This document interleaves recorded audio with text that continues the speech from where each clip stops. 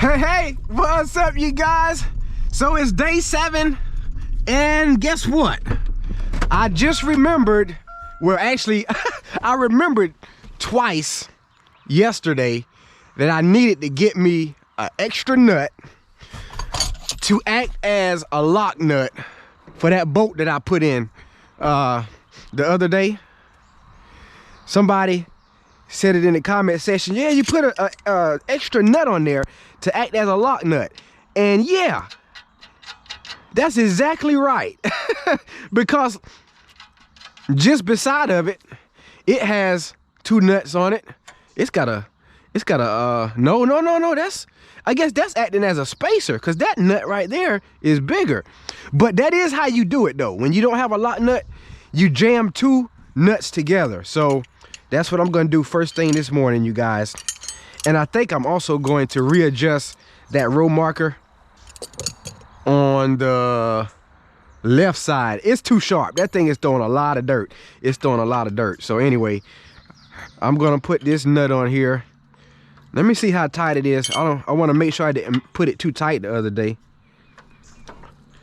because I did tighten it up a good bit. It's good. It's got plenty enough play. So yeah, this is absolutely what you do. I don't remember the name of the person who said that, but when they said it, I was like, oh yeah, you are absolutely right. So that's how you do it, you guys. Okay, and so now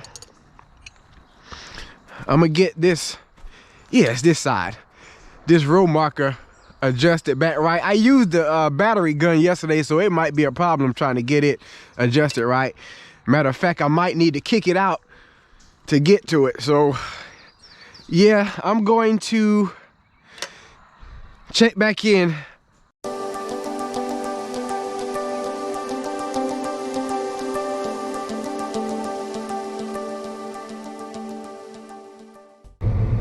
Oh yeah, and for wondering minds, I did tighten up that other nut. I guess whenever I go in for lunch, I'm gonna have to get another nut to put on there as a jam nut for that boat that's beside the one that we put a jam nut on. Dan made it to the field yesterday, but I don't think he got everything planted up into this field just yet. I think there's one more field he got to get planted before he starts here. And actually, I didn't finish this particular field right here yesterday. It's a big field. I think it's about this one field I think is about maybe 30 some acres. So I got some more left in this field to do. So I don't intend to be long today, you guys. So yeah, I'm gonna check in a little later. All right, you guys, I got the field that I started in, the 30-acre field, done. Got the soybean field that's on this farm done. And now we're gonna hit this sandy field here that's on this farm as well, with its rolling hills.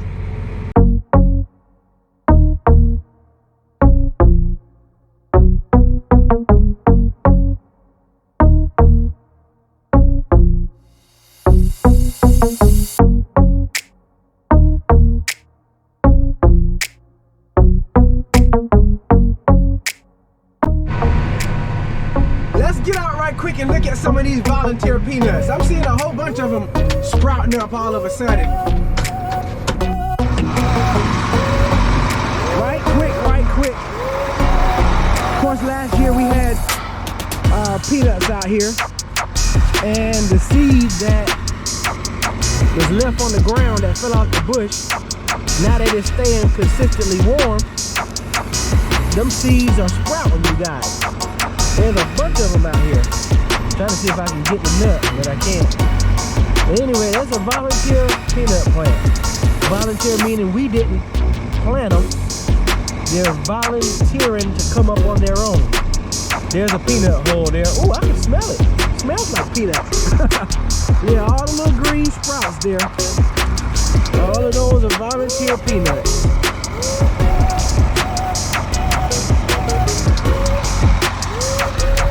But anyway, we're gonna get on back to it.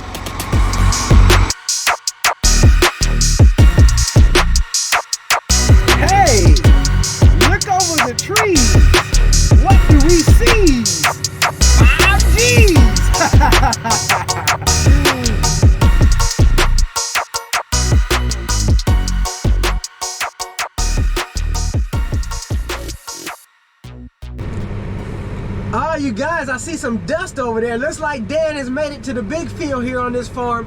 I gotta knock out these ends heading back out, so we're gonna continue our time lapse.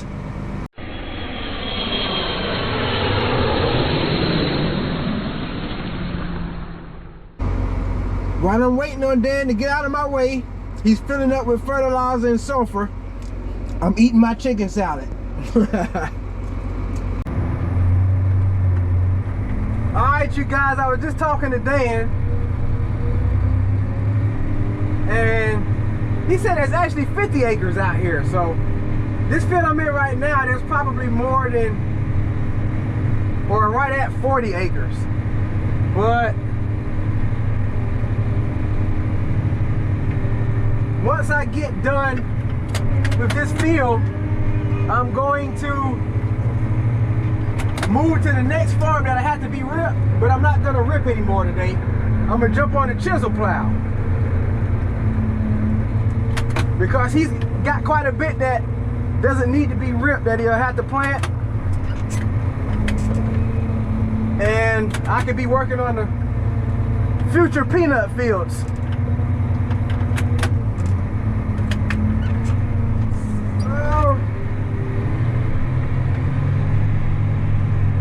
This will be the last of the ripping for the day.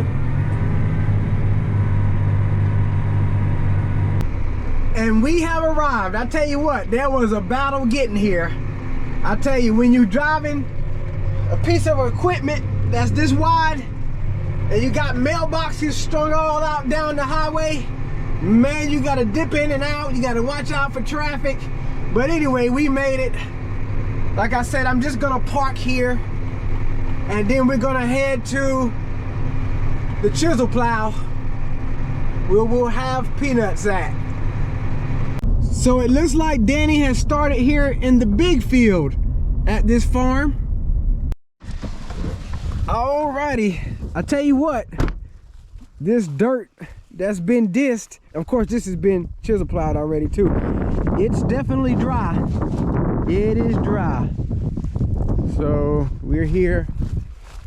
Let me take a look at these chisel points. Oh man, look at that wasp right there. Oh man, Lord have mercy. These are the beefy points that's on here. I just want to make sure all of them are on. Make sure none of them are broke before I get on it. Inspecting it before I get on it. But anyway, okay. Guess we're gonna get to it. I tell you what, you guys, the steering, both tractors got power steering, the 83 and this tractor 72, but the steering in here is much more lighter, much more easy. I guess that heavy 8310, it makes it a little more stiff, even though we did take the front duals off of the 83, the tractor that I just got out of. Anyway, yep, we are going to pick up where Danny left off. I think it's almost at the last of the long rows there where he left off at. But anyway, chisel plowing is similar to ripping. We chisel plow all of our peanut fields to make sure that the peanut plant will have nice soft dirt to grow in, and being that peanuts grow under the ground, they have to be dug up, and you want the dirt to be nice and soft for that as well. So here we are. This is where it looks like he left off at, and I got to get the speed and the depth and everything right. I don't know what gear he was running in. I'm assuming he probably had the depth set to where all I got to do is click it down. Let's see, I'll probably start with 8th gear, and of course there's no road marker with this, so you gotta drive straight as possible. All right, here we go.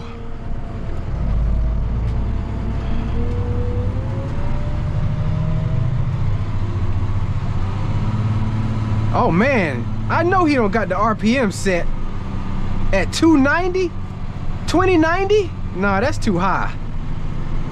Let me try 9th gear. Oh, wait a minute. Let me,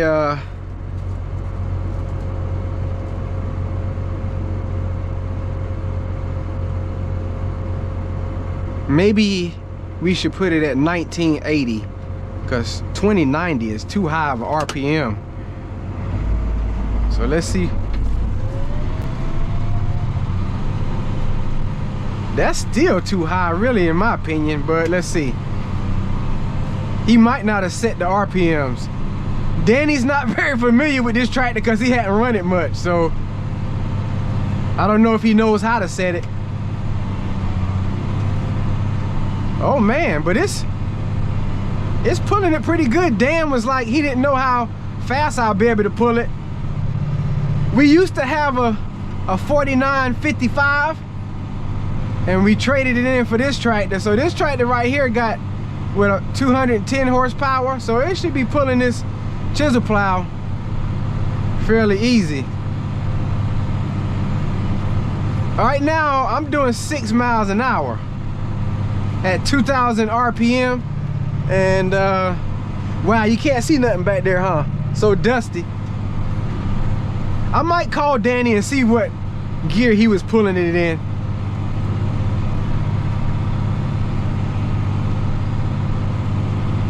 Yeah, I'm gonna call him and see. All right, you guys, so Danny said that he was running at about 9% on the lift, and he was running in 10th gear. So that's what I've been running that last pass I just made there. Oh yeah, I gotta I gotta remember that I don't need to be leaving no wide end rolls like with the ripper. I need to go ahead and let the lift down as quick as possible when I turn. But anyway, yeah, so I'm 10th gear and 5.3 miles an hour is what we're gonna run it at. I'm looking at the power bar there, the engine power bar. Whenever it gets green all the way over, that means that it's pulling on it real hard. So it's fluctuating pretty high right now, but I believe this will be the best speed. So I'm gonna work on it for a while, you guys. So I'm gonna get out and check it right quick. Danny said he had a stick in here. It was going about 12 inches in the dirt. I can tell that the dirt comes about right there. So let's go stick it in the dirt.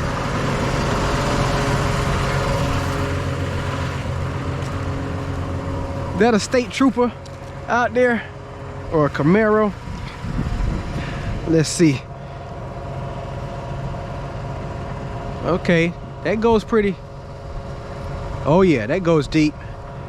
Now the thing is, you guys, where we're chisel plowing at, we're not gonna leave it like this. It's gotta be cultivated. We're gonna cultivate down what looks like beds out here. It almost looks like beds. We cultivate that down, and then we bed up the peanut rolls. So it's not gonna stay like this. But that's going fairly deep.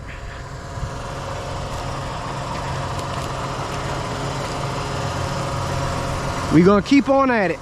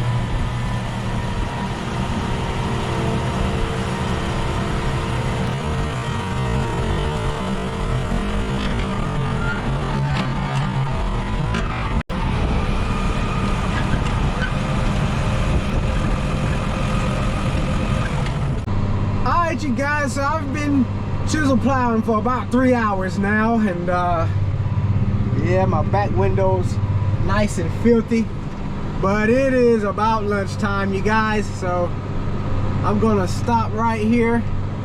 And I don't know if I mentioned it or not earlier, but another reason Dan wanted me to stop ripping is because there's supposed to be a chance of rain later today into tonight. And if I get too far ahead of him, it will be longer before we can, or he can get back to planting, versus if I was to rip after the rain, then it would dry out a whole lot quicker and he would get back to planting quicker. Hey, y'all enjoyed the chicken and dumpling yesterday? I was thinking, man, I said, you know what? If somebody asked me if I like coconut cake, I gotta say yes, I do. Because that coconut cake yesterday, wow, man, it changes my mind about it. Anyway, I'm heading to the shop, you guys. Alrighty, we're back from lunch, and once again today it is 87 degrees right now, you guys. Pretty warm out. Oh, wait a minute. What's that we see across the way? Wait a minute. We're probably about 3.5, 4 miles away, but yet again, in another field, we can see that tower. As a matter of fact, I want to thank Brother Randy and to my friend, I think it's Sojourn, who donated last night. Yes, yes indeed. I gotta look at the total again. I forgot how much it is. Let me look at it again right quick, you guys. Yeah, that's it, $334. The total now is $334 from you all's donations. So man, hey, we getting there. I appreciate you continually. So anyway, I'm gonna get back to it, you guys. It's so dusty out here, ain't much to see. Yeah, it's drying out pretty quick. Oh, wait a minute. Let me put the 4-wheel drive on. I was spinning right on down. Let's try that again. All right. Now we can get to rolling, stirring up some dust. All right, you guys, I'll check back here a little later. All right, you guys, so I'm gonna hit the ends on this side of the field since the ends have run out. Now with the chisel plow, we don't need to get close to the woods because we don't plant in rows with the peanut fields, as you know. So I'm gonna, well, I guess I brought it out close enough to the woods to where I almost can get to the woods. But I'm just gonna find a place that will be good to where I can make one round, which is a down and back, that will reach where I stopped at that way. So I'm thinking about here is good, because I definitely don't want to hit a bunch of roots with this chisel plow. It's not as forgiving as the ripper. The ripper got the spring-loaded shanks where if it hits a root, it'll kick back. But with this, you can mess around and break something. So, oh yeah, and it looks like the guy who's cutting the limbs, they dumped their mulch over there alongside the woods. Guess that's what they're doing over there. But anyway, I'm gonna work on these ends, you guys. So you guys, I've noticed that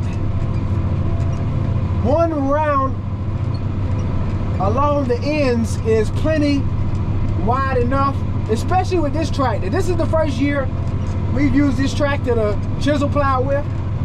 It turns sharp. It turns sharper than any other tractor we've ever chisel plowed with. So it brings the field rolls out to the woods a good distance where you can get turned around without it being much of a problem. So as long as I continue to, in my mind, remember that I need to bring it out as far as I can and not have the mindset of the ripper, one round on the end will be just fine.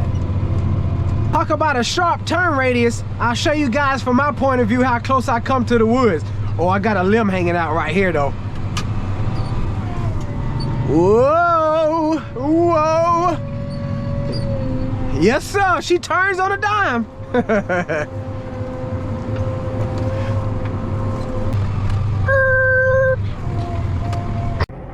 You guys, there's a fox squirrel, or some may call it a gray squirrel. He was out in the field. Hi, buddy. What does he have in his mouth? Is that an old corn cob? I know if I move in closer with the tractor, he might run off. Let me drop it down in first gear.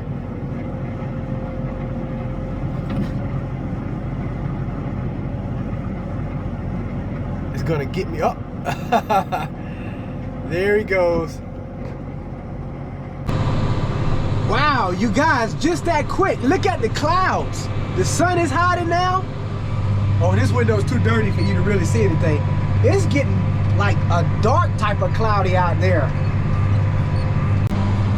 Well, you guys, here comes the rain. I actually got a severe weather alert on my phone. It definitely looks sort of nasty that way. I can tell that the wind has picked up because I see the trees blowing all wildly over there. And the way the rain is coming in, it's coming in at a pretty sharp angle. Man, I'm almost done with this field. Might not. Oh, sharp turn, almost in the ditch. But wow, yeah, look at the big old raindrops, man. I'm telling you, it got nasty quick. Hit the windshield wipers. That'll help get some of that dirt off of there anyway.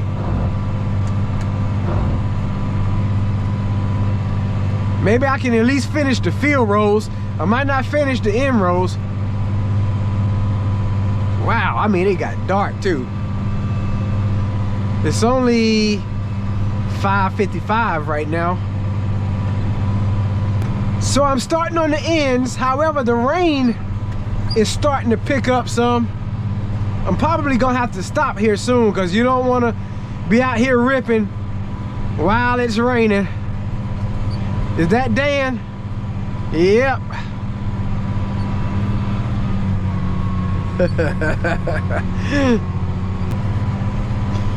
He had his son in the passenger seat. I hadn't seen Will in a minute. Will got a little mustache now. Wait a minute. I tell you what, the time is flying, man. The children who used to be children, they ain't children no more. Wow. Since it's probably gonna get too wet on me, I'm gonna make the inside pass first. That matters the most. Alright, you guys, I'm about to wrap this video on up. It's definitely starting to get too wet. Maybe I can make it to the end down here, and that'll be it for today. So we did some ripping and some chisel plowing today. You guys got to see how the chisel plowing process goes, right? So I don't know how much it's gonna rain, whether or not I'll be able to chisel plow some tomorrow or rip. I guess we'll see. But anyway, I hope that you guys have enjoyed watching on today. Make sure that you got your whole armor of God on. Hey, Jesus Christ is Lord, to the glory of God the Father. Make sure you smash the like button for us. Throw a comment in the comment section. Let me know what's on your mind. In the meantime, in between time, you guys stay blessed. You guys keep encouraged. And as always, we'll see you in the next one.